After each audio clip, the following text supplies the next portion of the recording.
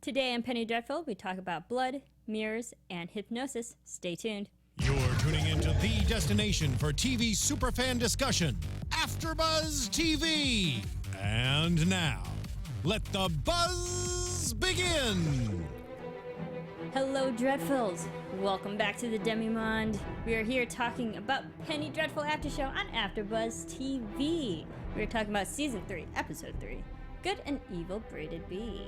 I'm your host, Marisa Serafini. You can follow me on Twitter at SeraphiniTV, and you can follow my beautiful co-host. Hi, I'm Angela Struck, and you can find me on Twitter at @TheAngelaStruck and on Instagram at Angela Struck. Hey guys, I'm Renee Ariel, and you can follow me on Twitter and on Instagram at Renee Ariel. Excellent. So Good and Evil Braided Be. I think we got some good information in this. So much. A lot of good things happened. Quick thoughts, Angela. Let's start with you. Oh, I love how this show just always, right when you think you're getting an understanding of where everything is, there's another twist that comes in there. So much to talk about. I'm excited. Yeah. I know. Oh gosh, I love what they do with this show. I'm so excited that it's going in so many different directions with the characters, and I'm just excited to see what happens. Yeah, I'm excited to hear your voice. Maybe plug in your mic a little bit. We're having some technical difficulties, but I really enjoyed this episode. I think we got some fun moments with with Alexander. Sweet. There we go. Audio. We are good to go. Audio. We're good. Sorry about that technology. It happens. Yeah, with audio and we have Joelle. There we go. Lots of stuff happening. Scoot. Lots of things are happening. Here we go. Oh dear. Okay. Stay tuned, guys. Switcheroos. We're switching. Okay. Sorry, everybody. Hello. Sorry. Where are the headphones? Oh no. This is okay. Hold on, guys. We'll be back in one moment. This is an interesting start to the show. That's for sure. There we go. There we go. All right. There are no headphones though. Okay. Oh wait. Here we go. Switching. There we go. Haha. Okay. Oh, I like the wait music. Thanks, guys. Fun music. All right.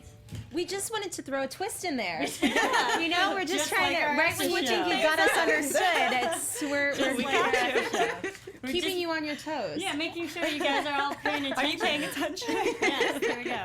Joelle, Good and Evil Braided Be, what were your quick thoughts of this episode? Quick thoughts.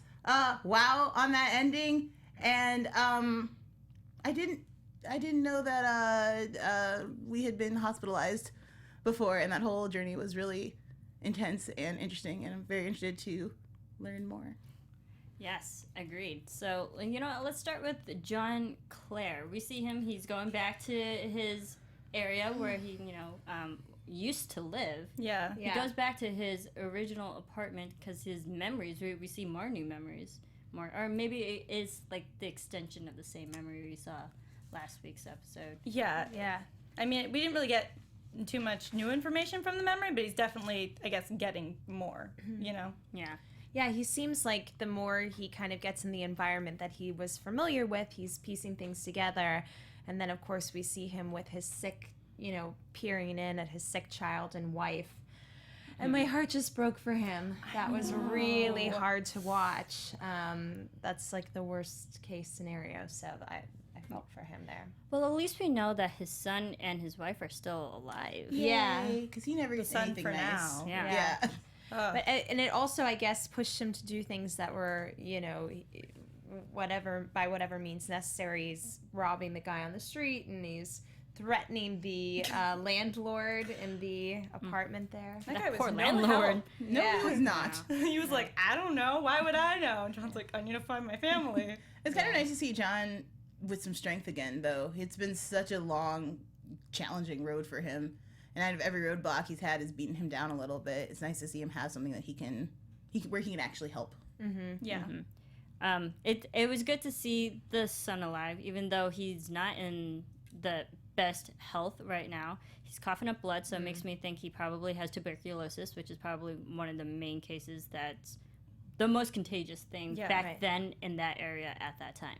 For sure. Yeah. But having that, having consumption, your life expectancy isn't long, and he's already a child. So it makes me wonder, how long ago did John Clare die? That's what I was wondering too, because we see with Lily when she came back, she looks fairly normal, but then again, Frankenstein is, I guess, getting better with that whole bringing the dead back to life. Creatures. But John Clare, I mean, he does look a little freaky and very dead, so you wonder how long he was dead until he was brought to life again. I was feel like wondering he that. might have died at sea.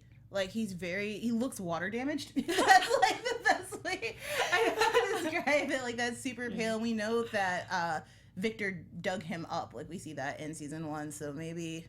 Like he died from drowning or something? Yeah. Or on a boat. Shipwrecked. Maybe it was... Yeah. It definitely could be a suspicious death, too.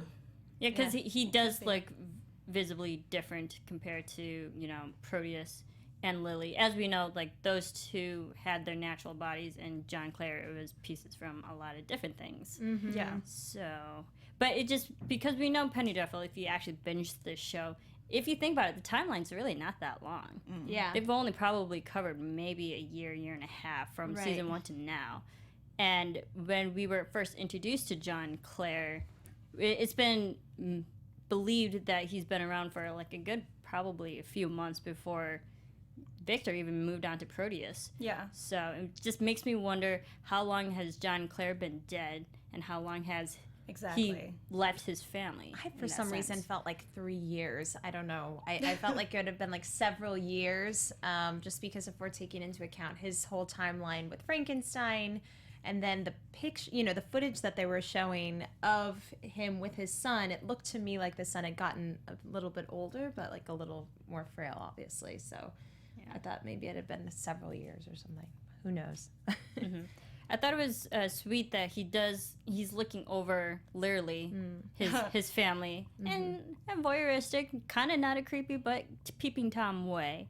Yeah, I found that a little bit creepy. It makes me wonder, though, what is going to make him actually... Because he's going to confront them. We know he's going to, because his son is dying. He's going to want to, like, take advantage that now he knows his family and he has these memories eventually. It feels like a Monster in the Attic potential story. Well- like, with the boy always, lying down looking up, and the ceiling is lots of holes in viewing station. It reminded me too of the theater. I mean, he used to hide in the wings in the theater and up in the rafters and peer down at the actors. So I felt it was the same, space he was very comfortable in. Yeah, absolutely.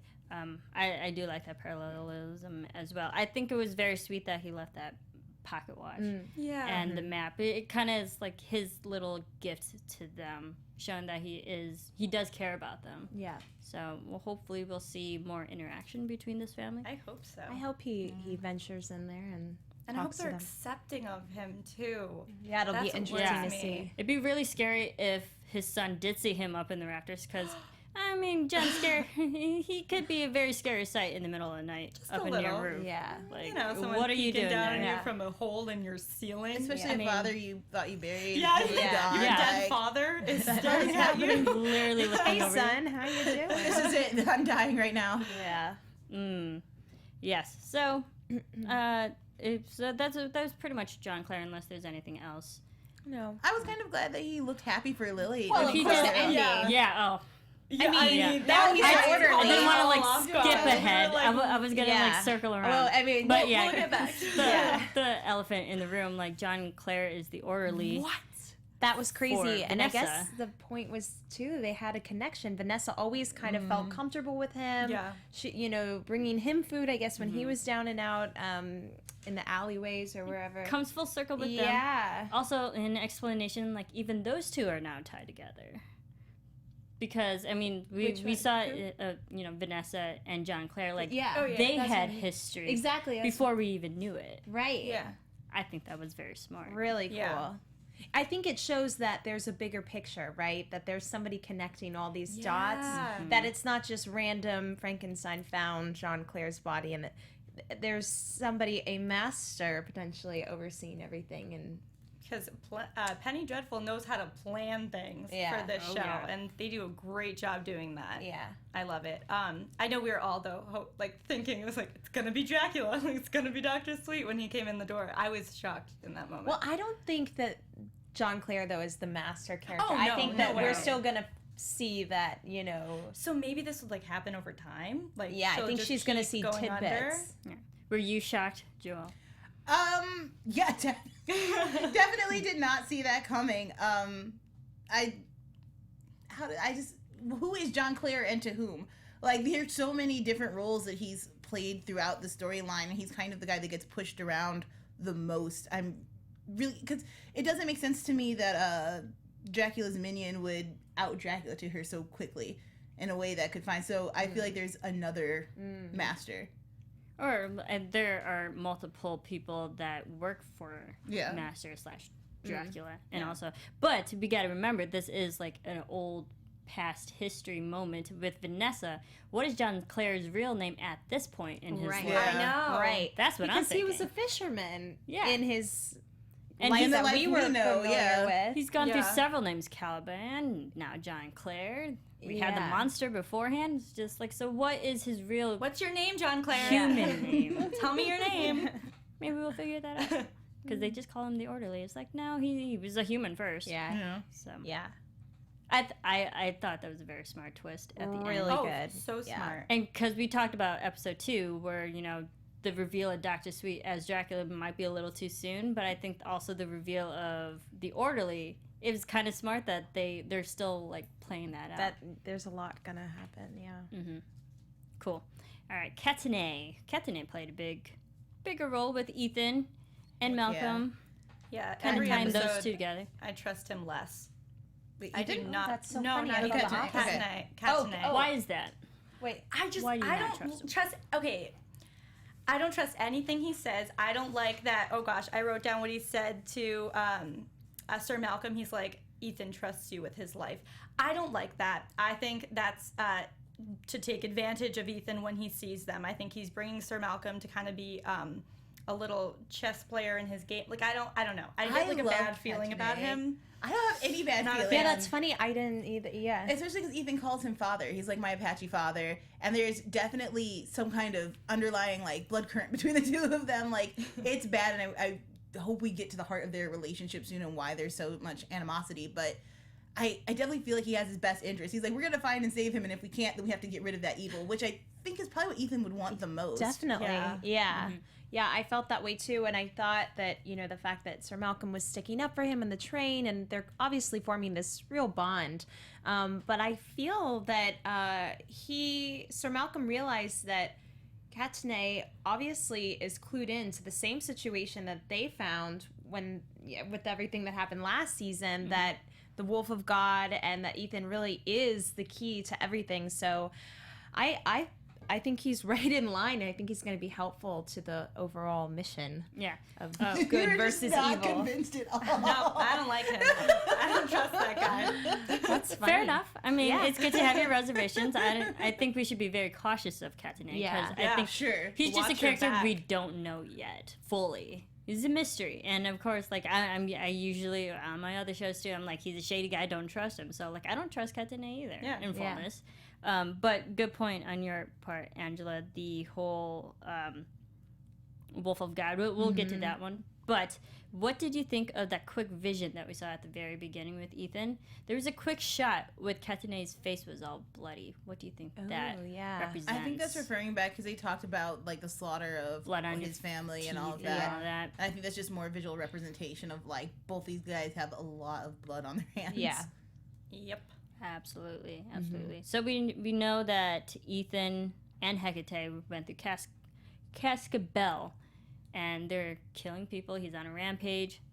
And we also see Hecate like just slice those She's poor... crazy. I like That Hecate poor more family. and more every episode, which is so weird to say, but she's a terrible not person witch. Like she's just awful, but She's merciless and heartless. yeah, but Oh, I'm yeah. seeing her, But unapologetic about it. Yeah, Exactly. she's like, She's I'm not going to confident. apologize. and I like that now. Like I get it now. Like she is aligning herself with the guy that she thinks could possibly rule. Her whole line about like there will be bodies, like corpses. When you can walk on corpses across this continent and never touch the ground, I was like, this girl came to slay. Like, I was so excited to see what she's capable of, like her full range of powers. Yeah, she's definitely a force, and I agree. I understood where she was coming from, what she was doing there, because I wasn't completely sure. I mean, I remember now the Wolf of God and all of that he is the key, but yeah, that was a good scene, and she's definitely influencing him. As strong as he is, I feel like he's getting drawn in by her. Influence in what way? I just feel like she is luring him in. I mean, she's a beautiful woman, and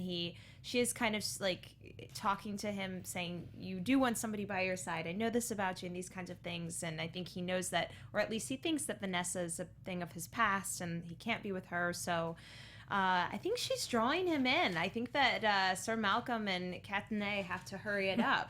I mean, I feel like he's had to hold in his power for so long and be good and, like, stay on the straight and narrow that I think somebody appealing to that darker, like, more animal side of him might be intriguing, especially as they wander out into the desert nonstop. They might form some kind of partnership. It's a beautiful desert. I mean, it's very dry, and they're spending a lot of time out there, but that's a gorgeous scenery. Yeah. Just looking at that, I was like, I wouldn't mind taking a stroll through the desert for a day or so. Just enjoy the world that we live in. Completely digress. But what we do find out that Hecate is following Ethan for a reason in the whole Wolf of God, like you mentioned, Angela. But there's a reason for that. She says, like, needed for something. So what do you think that something is? That Hecate needs. That Hecate needs Ethan, because Ethan plays a big key role in something. Do you think it's to stop Dracula and that whole story, bring it back to London? Because he's sticking around for something. It's interesting to me, the whole Wolf of God aspect, because if he's the Wolf of God, then isn't he in service of God? Does she need to sacrifice him? That's what I was just going to say, is I feel like maybe either she needs to turn him, or I feel like he keeps things level. Like, he's the good, and if he goes the opposite way, then everything's going to turn. Yeah, so I feel like maybe she's trying to turn him or kill him, sacrifice him, something like that. But it seems like she wants to work with him, so I feel, and rule the darkness together, so. Well, I mean, she was saying how she wanted to liberate him. I think she does just want him to be like a werewolf all the time. No more Ethan, just werewolf, because he's heartless when he's a werewolf, and he would kill people and not care also, like she does not care at all. But I think that's what she wants to happen. But again, how do you go about doing that? Maybe she has to have a plan to go about doing that, but that's what I would think she'd be trying to do. We did have a lot of mentions of, like, building of armies in this episode, and he's kind of a one-man army. Like, maybe this is her start, her one soldier. Yeah. One-woman army. Yeah. Which I'm for. She's awesome. I was just wondering, like, okay, she's following him around for a bigger purpose. I just want to know what that purpose is. I know. We'll eventually see it. But Sir Malcolm, he's also there, following, Castanet, to find Ethan. But what do you think of Sir Malcolm telling off that train passenger? Oh, I loved that. So good. I thought that was such a great scene. So good. Though I don't like Catanay, I loved that scene. I love that he stuck up for him. Yeah. Yeah. I think it just shows that Sir Malcolm, no matter, like, where he is, he now has, like, a newfound respect for anyone he works with. Yes. Mm-hmm. I can't remember the guy that we all Sam loved. Bennett. So, yeah, I had a flashback to that, and, like, his respect and admiration for him. I felt like it was the same kind of connection there a little bit. Yeah. I like that Sir Malcolm has the ability to take down a person without physically threatening them. Yeah. I know. That was really dope. That guy backed down. He was like, I don't want this fight. Yeah. To walk away now. Yeah. Yeah. Well, it's very just like, Clint Eastwood. Yes. I agree. It felt like a Western. Yeah. On a train. Like, Yeah. Don't mess with me. I take you down with my words. And it just shows, like, the intelligence of Sir Malcolm. Oh, yeah. Yeah. By completely reading that guy's like, now you have a worse ending because you're going to raise your children wrong as well. I'm like, wow. That's a winning argument. But, I mean, they're still on this trip to go find Ethan. It's been like 3 episodes already, and they still haven't met up yet. They're getting close, though. They are they're getting right close. on their tails. Yeah. So I think maybe next episode they might I think they may finally connect. Yeah, I would say next episode. The question will paths. be who will beat that. Will Rusk get there first? Right, Or, yeah. I mean, 'Cause with we see- Hecate there, I don't know, guys. Yeah, Yeah. we see. I really don't see Rusk and Ostow as a threat. in I this. know. They're just What like, are they doing? let's go Yeah. too, you I know, guys. right? Like, good luck. We're getting there. I feel like they should just be like, Rusk, you need to let it go. Yeah. It's a very strange Go get some storyline. therapy. But in fairness, they were actually closer to Hecate and Ethan Yeah. than Sir Malcolm was. Yeah. Because they were literally in shooting range. Right. I like that Russ didn't have a gun. He was like, know. in Scotland Yard, we don't carry guns. Yeah. You're not going to do well in the West. Like, Yeah. you're not in America, know. like, you're not in London anymore. Come on. Yeah. But hopefully next episode they'll finally cross paths. All right, let's get to Jekyll. Dr. Jekyll Oh, and boy. Victor. So everybody too online was commenting about the yeah. sexual tension between do you see this? Frankenstein and Do you agree I with do. everyone's comments? I had noticed it, and then when everybody said it, I felt more confident in that. I had definitely seen it, and I do think that it's more from Jekyll than from Victor. Oh, yeah. That whole protector syndrome of, like, we went to the same boarding school and nobody liked me, but you liked me and you're very smart. And I want to take care of you now, and I can help you in your time of need, and then you'll see There's me. something going on there. Yeah. Okay. Get them when they're vulnerable. Exactly. Renee, do you agree? I don't. I guess I didn't pay enough. Okay, this episode, I wanted to see more of it, but I didn't notice it, I guess, in the last episode, so I think it's something I'd have to pay attention to. But I do kind of get where that would come from, but I guess I just didn't pay attention enough to that relationship. Okay. There's some subtleties. Yeah, I mean, I can see frustration, like friends and whatnot, that, like, there might have been a romance then, or, like, some kind of connection, and feeling betrayed because they left each other in that way, maybe. But we do see, because last episode they treated that patient, and we see the when it wears off. It's not wearing off, but Victor has the brilliant idea. But if we combine our science, we'll be awesome. Create a choir, preaching pretty much that, like, they're gonna be unstoppable. Yeah, nothing can go wrong. Yeah. But the everlasting effect of making the state of being lucid actually permanent. Right. Do you think this will eventually work? No. No? I mean, just based off Jekyll and Hyde's storyline, I think that's got to be where the meltdown happens. And again, nothing good ever happens for Victor. I just don't see it ending well for him, especially because he's already started his downward spiral, like that total outburst, which felt a little on the nose for me, which is kind of rare for this show. But I don't know. I want him to earn that rage. You're talking about Jekyll? Yeah.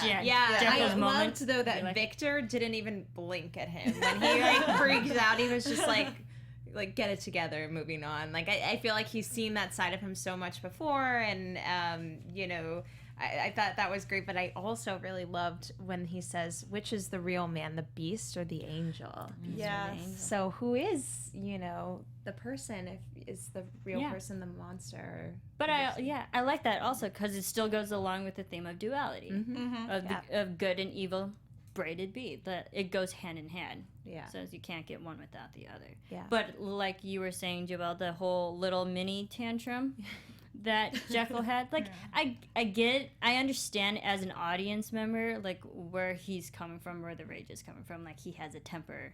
This was just like him angry. I don't want to say I'm pissed. you know? It was just a little bit of a foreshadowing of what we would see in the just future. easing us into Yeah, Just a because I slight think tease. his rage is gonna, be tenfold what we saw tonight, and I think also he's frustrated because Frankenstein's coming in and critiquing his work that he's been laboring over Rather for flippantly as Yeah, well. Like, no, you exactly. couldn't figure it out, but Yeah. I'm going to do it. Just, sir, you're in my lab. Like, I came to you. Exactly. So a little respect. I think he was, and I think it's something that he personally struggles with himself, of course, dealing with his his duality. Yeah. I think it was interesting what he was saying during his frustration, though. The lust, avarice, and ambition. Like, he Very has wrong. he has a very patronizing mentality towards other people, and that's wherein lies his frustration and what drives him and motivates him for science, like condescending in a way, Yeah. / cocky. Yeah, / not really caring about human life. Like he doesn't seem to have a lot of respect for his patient at all, which I think is going to become more and more disturbing, the lengths he's willing to go to achieve his goal with these people that he sees as just disposable. Mm-hmm. Yeah. But I think his character also strives for perfection too, because he's also he also says the line like all the ugly things. Like he doesn't like things that aren't the way that they should be, and he wants to make them better. Right. And I feel like he doesn't feel like he can have those aspects to his own personality. He was saying that he's had to bury the lust and you know, those kind of more negative traits. Yeah. Can Anger. only bury them for so long. Yes, it's currently right now it's a temporary thing. Yeah. But hopefully they're going to try to make it permanent. Will it work? Who knows? Probably not. But yeah, I think whatever they try to do to make it work will definitely make it worse, I think. Oh, yeah. The choir of angels. I love that. It's like, you know it's not going to be a choir of angels. It's going to be a choir of demons more so. One in particular, though, so I think that we're talking about Lily at this moment. One in particular. Oh, man. Lily. Speaking of Lily, let's get to Lily and Dorian and Justine. I think her whole segment was my favorite tonight. I loved talking about like their new form of feminism. You know, she's wanting to find the mastery, where they're talking about the traditional, historic way that women went about it with suffrage. The women's suffrage literally happening right next to them. Yeah, it was amazing juxtapositioning. And then, you know, she's talking about how she's going to form her army to go and accomplish her mission and go about it in a completely different way. And I thought that was really a great scene. Rise up equality and the rights. Mastery, quote Mastery, unquote. I mean, we see that she has good intentions. She wants to do good for women. I mean, in a way, she does what she stands for. She doesn't want men to be abusing women. Like that girl, what was her name? Justine. Like the girl Justine, and she's trying to find all of the other women that were in Justine's position. I mean, who knows what she's going to do when she gets the army? That hasn't really been talked about, but she wants power. However, again, her intentions, I mean, are nice. I don't know. I feel like Lily's speech was way too exactly what Justine needed to hear. Yeah. To be she set up her and Dorian as gods for this girl. That this girl's worshiping. This girl's really young. I mean, I'd say idols. I mean, they use the word. Don't they use the word gods at one point though? Well, they said if you do this, hold on, I have it in my notes. And never turn back, and God will turn His back.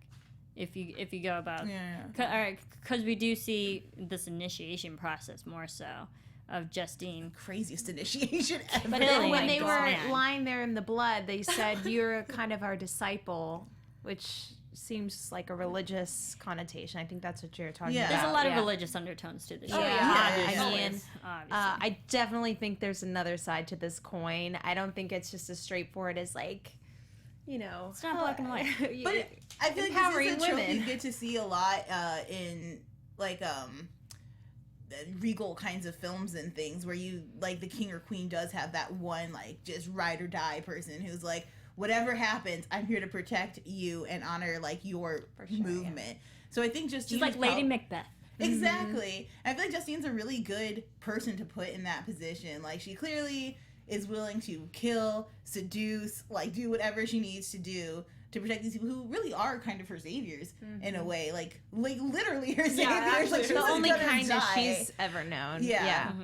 Yeah, the line when she said, I've never met a man who didn't want to fuck me or hit me. Like, that was brutal. Yeah. Oh my gosh, I know. When she was talking about what that guy that she then killed did to her, just sitting there, that was a hard. I mean, I think I would kill that guy too. Oh yeah. Wouldn't we all make up a knife?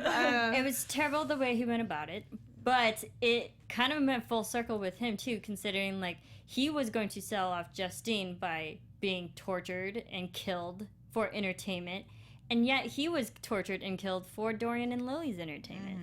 So, I mean, and he got I think they would argue it wasn't entertainment. Yeah, no. It wasn't sexual perversion. They were arguing that it's towards their mission, and but it was ironic the way he died. Yeah. Definitely. I mean, I think tied to the chair naked. Definitely karma. It was very similar to Yes. her position. They're definitely trying to, bring karma into this, like, you get what you did. But the thing is, it's kind of like two wrongs don't make a right. So that's the bad part of this. However, they are targeting these bad people. Like, he's a bad person. Does he deserve to be mutilated? In that sense, no. Probably not. No. But again, and I'm not saying, like, I don't think it's right what Lily's doing per se. However, it's nice to see that she has emotions. You know, I don't think Dorian does. I think Dorian's a sociopath. Oh, definitely. Yeah. For Well, I sure. think they're all a little. They're all loose in the heads right now. Yeah.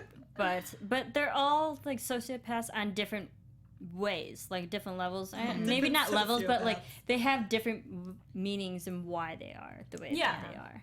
I just love that scene with the blood orgy because all I kept thinking is The blood threesome. okay, because they showed them having their whole sexcapades, and then they showed them like hours later just hanging out talking. I felt chilling. like, and I was like, wouldn't that be very sticky? Like, ew, I like, know, don't feel you dry want to and take a crusty. shower? Yeah. Yeah, I can't imagine filming that. Oh my gosh, I know how long that probably took. The makeup artist probably was like, "This is my time to shine," though. Like the makeup artist is like, "I get to do this. what? Yeah. I'm gonna kill it," and Yeah. she did. It was really great. Can't A lot imagine of just corn roll around syrup in and the red blood. dye, I guess. Yeah. Roll around in blood and get paid for it. Oh my gosh. Visually, it actually looked It was pretty amazing. stunning. it No, looks the so cinematography. cool. I'm just The joking, way but- Penny Dreadful like films crazy things as blood orgies like this or blood threesomes, it's still pretty cool to look No, at. that cinematography yeah. was amazing, and the way their body movements, it was incredible. And the editing, it was beautiful. Looks and like a real piece of art. because it was. Yeah. It was beautiful art that happened. I put it in my notes. Yep, it's Penny Dreadful. I think we can definitely say it's safe that Lily is crazy when she says Liberty is a bitch that must be bedded on a mattress of corpses. I was like, good lord. Wow. But I was like, I love her. Yeah. it's a very twisted way she thinks. Very twisted logic. Oh yeah. But like you can actually kind of agree with that. Yeah. But it's wrong. Exactly. That's where the But problem that's what's is. fun about rooting for the anti-hero, though. You're like, it's bad, but I love it. But Yeah. Exactly. Right? I want to see where you go with this. Yeah. Lily. Exactly. Keep doing you, girl. You were gonna say something. No, go ahead. We kind of covered it. Yeah. No. Yeah. But I think it's interesting. So they bring up the whole army building, but the people that they're actually trying to recruit are all the whores and fallen women, the shunned and hated, invisible women who moved unseen, but are soldiers in power. That's what they're looking for. They're gonna find him. The oppressed women. It's a nice thought. It's the oppressed women. Yeah. I do want to see an army of oppressed women rise up and just attack the patriarchy. Oh, yeah. Like, Yeah, I'm no, really that's 1,000% great. about it. I'm so I mean, there will excited be for this evil army. connotations behind it, but it's still going to be exciting. Yeah. Yeah. It'll be interesting to see how many more people they'll actually recruit. Justine's like definitely sold. Oh yeah. And She's a she was little in it, psycho. and it looked like she actually enjoyed it. Oh, she was. Oh, she I was. can't. Yeah. Yeah. I can't imagine how many more women that they're gonna find. And Yeah, and I think the they initiation just start having process- orgies of like 100 people. I know. Oh my gosh, that will be a scene. Yeah. Dorian would have field day. Oh yeah. But the initiation, I guess, into their army is to kill someone. I assume so. That scene where she killed him, they were she said something along the lines that implied that this was kind of like the way in. So I think that maybe they'll keep finding these people and then they'll have to kill whoever did them wrong each time to get into the army. Yeah, I think it's like justice for all the ones who do the wrongdoings. Yeah. And then they'll bathe in their blood. And Well, and they're also the Literally. easiest to Literally. recruit. I mean, when you're that low, when you're that down, and given an opportunity to seize power, to be the master of your own domain, you're gonna leap on that. And if you can piggyback on the suffragette movement and be like, see how they keep getting beaten? Not here. Yeah. We're not gonna take that. Yeah. I think the thing is, though, about it is I just remembered about how Vanessa, when she had sex with Dorian, connected to the master and the evil. So there's definitely an evil side to this more than just, you know, fighting for women. I mean, there's definitely like some demonic, you know, There were other Dark forces sides in the to works there. Yeah. that Yeah. plan. Agreed. fun to watch, though. Yeah. It is very fun to watch. All right, let's get to Vanessa. Vanessa. The best. And Dr. Sweet. Not so sweet. Oh my gosh. But his name is Sweet. He's the I love worst. the irony in that. I'm glad they revealed who he was so early because it's much more fun as an audience member to watch from this perspective of being like, girl, look, right there in front of your eyes. Oh my gosh, I just die when they have like these adorable sweet moments and then out from the behind comes the demon again. It's just like, I know. He's so creepy. it's like get a hobby. Right. Get a girlfriend of your own. It's so funny because I love how you bring that up because we see moments of happiness, like actual genuine happiness from Vanessa. It's like, could she have a moment, please? Like, give her And like the vampires, like, could you be less subtle? I know. Or like more subtle. Yeah. Really. All crazy He eyes. needs some concealer. It's like, on his eye. and I can't take him seriously with his high hair. I know. It's the way he walks from you. He kind of walks to the side. Kills me. He's hilarious. Yeah. Like, okay, we get it. You're creepy and you're following her. Ooh, but he Just got be a it. little bit more subtle, you know? He got it though. I was glad in Dead. the confrontation though that silliness was gone. Like when they finally get in the Hall of Mirrors and he confronts her and is like, "You're gonna meet your master." Like I felt a lot of that silliness was gone, and I was like, okay, you potentially pose a threat, and what are you hanging over her? I'm just glad that it turned out to be a little more tense than the sneakiness. Yeah, he himself didn't pose a threat. I wasn't scared of him. But I liked how he set up Vanessa's like, hey, something's after you. Beware. Because we saw last, 2 episodes, she's even wondering like, hey, I think the demons are gone. Yeah, no girl. Yeah. They're still after you. Yeah. I mean... Was anyone surprised by her therapy session and where it started? Yeah, I was going to get into it. I'm sorry. I Sorry. jumped the gun. But yes, because let's get to Joan. I love her. Well, it was actually, Dr. Seward. I keep calling her Joan Clayton because she is Joan Clayton. Dr. Seward's test and hypnosis with her. What do we think of this, making Vanessa go back into her deep, dark memories? Well, and one thing before we get to that was in the earlier scene that she convinced her that she does have some supernatural powers, I thought, when she read her. Yeah, I like So that. I feel like a little now bit. she's kind of on board to help her Reading. with the hypnosis and help her actually solve these problems she's dealing with. Yeah. And I thought think that was that's why, Dr. Seward was open to, like, let's try hypnosis on. Yeah, If exactly. you can do this, you can do that. Yeah. I just wonder what this is going to uncover because in one quick session we found out about John Clare, and I wonder what else she's going to remember. Yes, because also even in the mirrors when the vampire was like, "You've met him before." Yeah. We're like, when? And We're like, what I did thought you was do? he gonna he say described the white room. And were you all thinking the sanitarium or the asylum that Vanessa was in? Because that was the only white room that I could remember. Yeah, that's all I could Yeah. remember because Yeah. what else? So eventually we knew that. I think that was a perfect setup. We knew that we're going to have to go back to that. I think it was very intelligent how they brought the audience back to this particular memory. I like that. I like this idea actually more than doing a full episode going back like how they did with that episode. I believe it was in season 1. They did all of Vanessa's past and her relationship with Mina and all of that.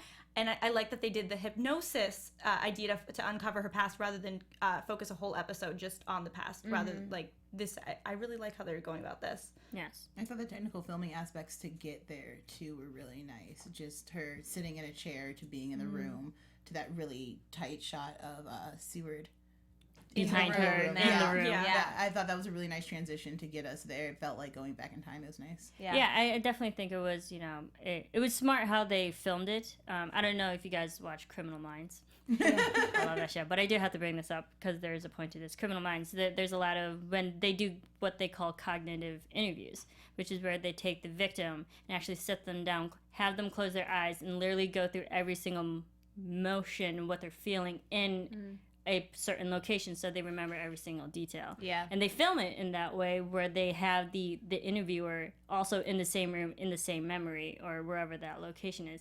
And it was very much the same style of Criminal Minds, how they filmed this, how they had Dr. Seward in the room, having Vanessa like literally say every single object that was in the room. Let's go to the door. What are you feeling? Yeah. What does it look like? Who's walking in? We see the orderly, and it's John Clare. Yeah. Yeah. brilliant. I think it's just both of those shows are amazing. So Yeah. Penny Dreadful, go watch Criminal Minds if you haven't seen it.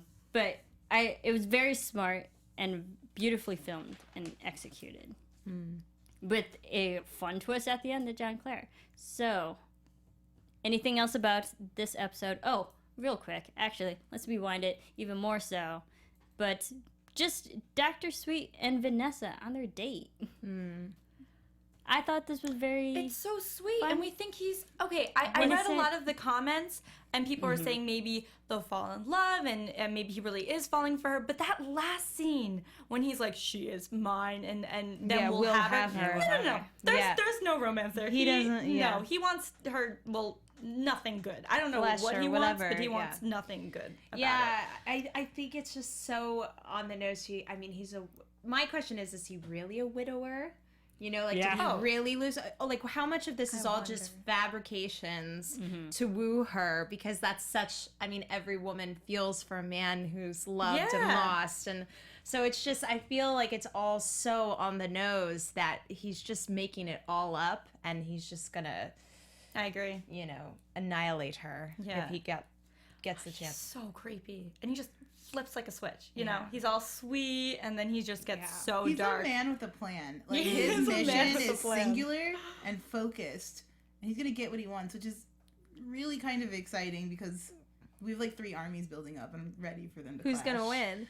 And he was pissed about the Oh, he was so demon. He angry. broke his coffee cup. Cannibal vampires, guys? Oh my gosh. I know. Who knew? Who knew we could have cannibal vampires? I'm very excited. Thank you, Penny Dreadful, because that was an amazing gift. It was That was awesome. really good. It was That was awesome. so good. I'm like, good, get rid of that vampire. He is annoying. Yeah, he's so annoying. Yeah, he was really annoying. Bye. Won't miss you. Stop creeping. Yeah. Yeah. But because we see at their dinner, their Yeah. tea time, and Vanessa actually calls it off.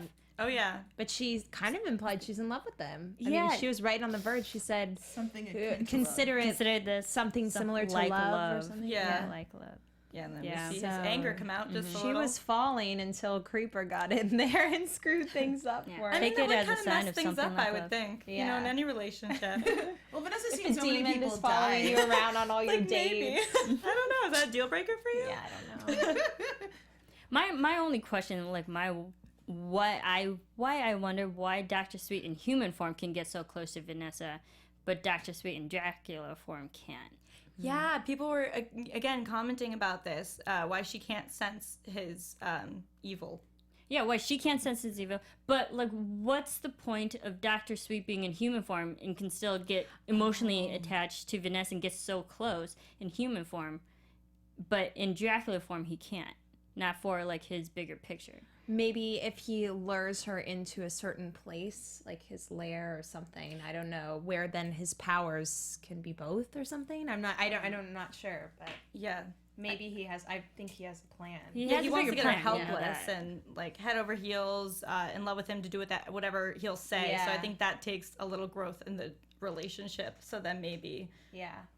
the plan, I don't know what his plan is exactly, but Yeah. I mean, I understand Dr. Sweet wants to get close to her in personal ways so she can open up and just to get that attachment, I guess. But I just wonder why he's playing her in 2 different forms. Right.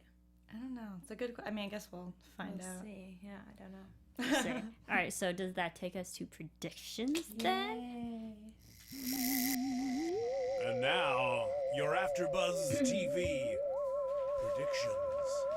A lot of things. But we do see in the preview just pretty much the voice of, I believe, John Clare talking to Vanessa. And maybe we'll get more revealing of their tie-in, their backstory. And I predict, I'll just say this first because I have to get this out there, that we know John Clare died. How did he die? We don't exactly know. Was Vanessa a key component to John Clare's death? Ooh, I like that. That's a good prediction. That's a good one. If they knew each other beforehand. That's a good one. I don't know. There's so many things I think this could take different directions. I definitely think that John Clare will not be able to resist himself. I think he's going to introduce himself to his family. So I'm interested to see that response. And then I also think that Ethan and Katney and Sir Malcolm and maybe even Rusk are all going to rendezvous in the next episode. I think we're going to see what happens there, and I think a lot of our questions will be answered. Yeah, I agree with the John Clare going to meet his son and his wife. I think he's going to observe his family for a bit longer and see his son getting sicker and sicker, and right before he thinks his son will pass, I think he's going to come out. I'm not sure how they'll react. I don't know how I would react if my dead husband came back and looking like a zombie and was like, love me. I think I'd be a little scared, but I'm excited to see how she does. And I think we'll also see Lily and Dorian's army build, and I'm so excited for that. That's like my favorite part of the show right now. But yeah, we'll see what happens. Amazing. You get so excited when it comes to Lily. And I Dorian. love Lily. Yeah, I know. It's actually it's fun to watch you get all excited about it. I think Dracula's story about his wife is true, and I think Vanessa and Sir Malcolm killed his wife because they did a lot of vampire slaying in season 1. And I think that's why he is trying to destroy her emotionally and get very close to her and wait until she's at weakest to attack. She's also wanted by the devil and a bunch of other evil things. I think that might come into play with him needing her for, like, a lot of people seem like pawns in very large schemes. I think Vanessa might be a pawn in one of his larger schemes. Obviously, we have, oh my goodness, blinking. Edward is Hecate's, like, potential, like, army slave person to use at her will. So I think that's probably going to come into play next episode. And then I think that Lily and Dorian are going to build their army, and it is going to rival the vampire army. They're in the same place. They're generally after the same thing. So I think that we'll see them come to head, like, in the next 2 episodes. Well, I'm just thinking, like, the whole Dracula story, like Mina and Dracula. That if Mina was if they, go off of the literature canon a little bit, Mina was married to Dracula, and we know how Mina died. Yeah. And Vanessa is a part of Mina's life. Yeah, you cracked it. I think that she killed them. And it's also going back to the line because he said, my wife's voice, it was like little bells. I'm like just thinking, Mina. Yeah. You make a good point. Ooh, Joelle. I like this. Well, real quick, we didn't talk about Renfield, but... Renfield's so creepy. He is creepy. Grabbing that flag. Oh my god, when he was writing Vanessa. I know. Like a little crush, but like a really creepy crush that you don't want to have and you should call the police. Yeah, he's getting progressively worse. Yeah. But more like the Renfield character in the story. Like eating bugs. That's what Renfield did. He ate bugs and spiders. He was Dracula's lackey. Yeah. Ugh. Yeah. That's all I have to say about that. We had to talk about it, but there it is. More. I think there was a good twist. A lot of good visual elements in this episode. Real fun to talk about. Really great. So thanks everyone for tuning in. In the meantime, where can everyone keep following you? You guys find me at Black Girl Nerds and everywhere at Joelle Monique. Hey guys, you can follow me at Renee Ariel on Instagram and Twitter. And you can find me, Angela Struck, at The Angela Struck on Twitter and Angela Struck on Instagram. And you can follow me on Twitter at Serafini TV. You can follow all of us here on Twitter, Facebook, Instagram, all those fun social media platforms at AfterBuzz TV. Keep rating, keep commenting, keep subscribing and downloading. We read everyone's predictions on YouTube and all the comments and whatnot, and in the live chat. You guys are fantastic. We love it. Keep it up. Such a great season. This is episode 3, and there's so much more to talk about. So many more stories to get revealed to us. Thank you, everyone, for tuning in, and we will see you next time.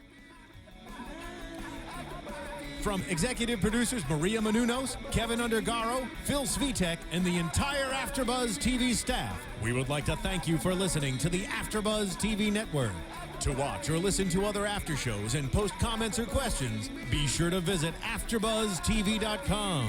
I'm Sir Richard Wentworth, and this has been a presentation of AfterBuzz TV. Buzz you later. The views expressed herein are those of the hosts only and do not necessarily reflect the views of AfterBuzz TV or its owners or principals.